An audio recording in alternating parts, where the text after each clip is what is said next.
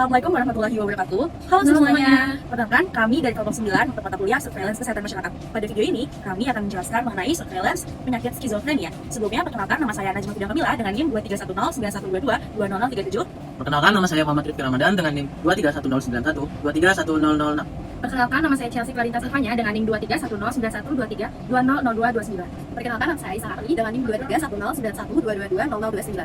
Perkenalkan, nama saya Araya Maharani dengan NIM 23109112120010. Perkenalkan, nama saya Aisyah Latwina Amalia dengan NIM 231091222000. Selamat menyaksikan. Apa itu surveillance? Surveillance kesehatan masyarakat merupakan kegiatan pengamatan yang dilakukan secara sistematis atau terus-menerus dan memegang peranan penting dalam program-program pencegahan serta pengendalian penyakit. Terdiri dari pengumpulan data, pengolahan, analisis, interpretasi, dan diseminasi untuk perencanaan, implementasi, dan evaluasi upaya-upaya kesehatan masyarakat. Adapun tujuan dari surveillance yaitu yang pertama, mengamati kecenderungan dan memperkirakan besar masalah kesehatan. Yang kedua, mendeteksi serta memprediksi adanya KLB atau kejadian luar biasa. Yang ketiga, memonitor kecenderungan penyakit endemik. Yang keempat, mengamati kemajuan suatu program pencegahan dan pemberantasan penyakit yang dilakukan.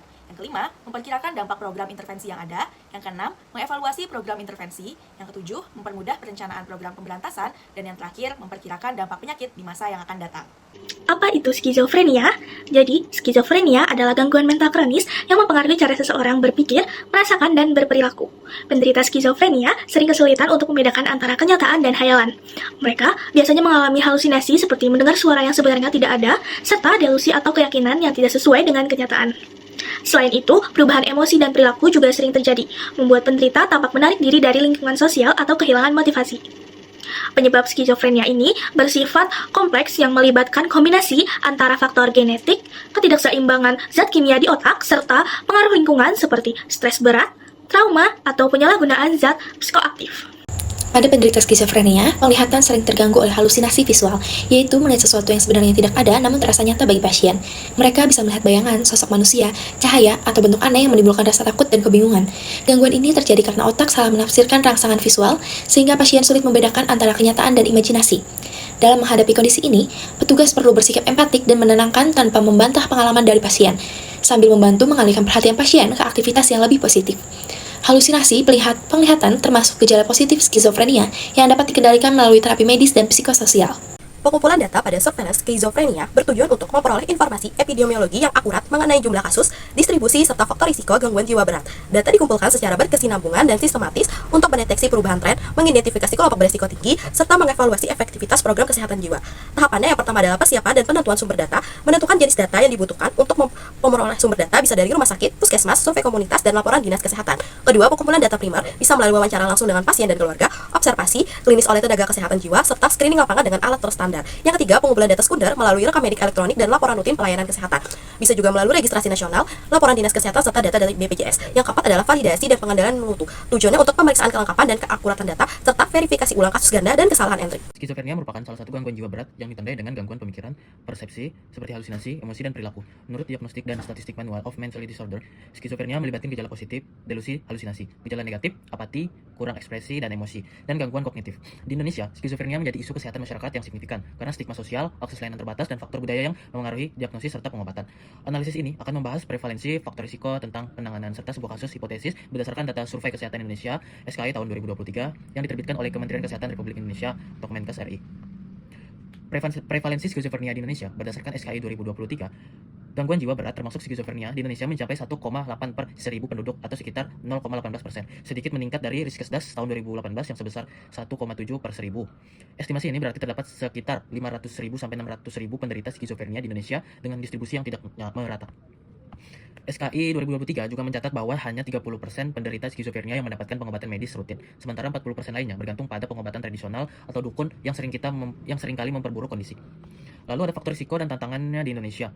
Berdasarkan SKI, genetik dan biologis, riwayat keluarga meningkatkan risiko hingga 10 kali lipat dan menemukan bahwa 25% responden dengan riwayat keluarga melaporkan gejala awal seperti isolasi sosial. Lalu ada lingkungan dan sosial, stres akibat kemiskinan, urbanisasi cepat, dan pandemi COVID-19. Data SKI menunjukkan korelasi positif antara prevalensi skizofrenia dengan tingkat pengangguran di provinsi-provinsi seperti Jawa Barat dan Sumatera Utara. Tantangannya ya pertama adalah kurangnya integrasi layanan. Program jaminan kesehatan atau JKN mencakup obat antiseptik, tetapi distribusi di puskesmas terbatas. Dampak pandemi melaporkan peningkatan 15% kasus skizofrenia akut pasca 2020 terkait isolasi dan gangguan ekonomi. Adapun rekomendasi itu perlu peningkatan screening dini di sekolah dan komunitas serta pelatihan tenaga kesehatan primer untuk deteksi gejala. Adapun analisis kasus hipotesisnya, yaitu Budi, seorang pria 28 tahun bekerja sebagai buruh migran di Jakarta. Ia berasal dari keluarga pedesaan di Jawa Tengah dengan riwayat ayah yang menderita gangguan jiwa. Lalu diagnosis berdasarkan DSM dan panduan Kemenkes. Budi diagnosis skizofrenia paranoid setelah screening di puskesmas menggunakan skala PANNSS. Ini sesuai dengan 40% kasus di SKI 2023 yang melibatkan delusi penganiayaan. Faktor pemicu yaitu stres urban dan isolasi sosial pasca pandemi. Yang pengobatannya dimulai dengan antiseptik seperti risperidone atau disediakan via JKN dikombinasi dengan terapi kognitif perilaku. Namun Budi mengalami resistensi karena stigma keluarga yang menyebabkan drop out pengobatan setelah 3 bulan. Pola umum di 50% kasus SKI 2023. Dampak sosial ekonomi, keluarga Budi kehilangan pendapatan sekitar 3-5 juta per bulan, menambahkan beban kemiskinan. SKI menyoroti bahwa 60% keluarga penderita skizofrenia mengalami depresi sekunder. Skizofrenia di Indonesia seperti ditunjukkan dalam SKI 2003 bukan hanya isu medis tetapi juga sosial ekonomi. Prevalensi yang stabil namun akses rendah menuntut intervensi lebih lanjut. Diseminasi adalah penyebarluasan dan penyampaian hasil penelitian kepada pihak-pihak yang berkepentingan. Tujuannya adalah untuk memberikan informasi dan mendorong tindakan dari pihak yang berkepentingan. Adapun tujuan lainnya adalah untuk menyebarluaskan informasi dari hasil laporan. Adapun metode dalam diseminasi hasil adalah presentasi, publikasi, lalu media sosial, dan diskusi kelompok. Untuk presentasi, ada seminar dan konversi untuk menyampaikan hasil analisis masalah. Lalu yang kedua adalah publikasi seperti menerbitkan artikel hasil penelitian, lalu jurnal, dan juga laporan hasil penelitian. Oleh karena itu, bisa kami ambil kesimpulan bahwa berjalannya kesehatan masyarakat dan surveillance penting bagi kesehatan di Indonesia. Dalam konteks ini, untuk penyakit skizofrenia. Pelaksanaan surveillance dengan mengumpulkan data berintegritas dan menganalisisnya dapat membantu untuk mengenali faktor risiko, lalu tata cara pencegahannya, dan juga efektivitas dari program pencegahan yang sudah dibuat.